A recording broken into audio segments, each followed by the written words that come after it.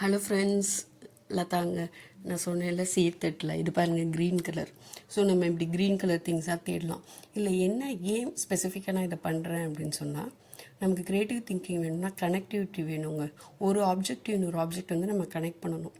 Even கலரே இல்லாமல் கூட கனெக்ட் பண்ணலாம். இப்போ நம்ம fruits, apple, dress, other stationeries plus எல்லாத்தையும் நம்ம கலெக்ட் பண்ணுறோம் அந்த பிளேட்டில்.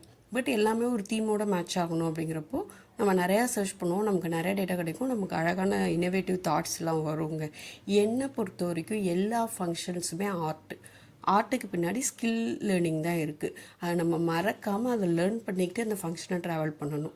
டிஸ்பைட் ஆஃப் ஒரு நல்ல பட்டு புடவை கட்டிக்கிறது, நிறைய நகை போட்டுக்கிறது, அதெல்லாம் ஒரு பார்ட் அவ்வளோதாங்க. பட் இதுதான் நமக்கு லைஃப் லாங் வரும். நான் எல்லாத்தையுமே லேர்னிங்காக பார்ப்பேங்க. அதில் என்ன எஜுகேஷன் இருக்குது, அதில் என்ன சயின்ஸ் இருக்குது, ப்ளஸ் நம்மளோட பசங்களுக்கு அதை நம்ம கொண்டு போகணும். நம்ம பண்ணும்போது அவங்களையும் கூட வச்சுட்டு பண்ணோம்னா, நீங்கள் இதுக்குன்னு ஆர்ட் கிளாஸ் அனுப்பணும்னு அவசியம் இல்லை.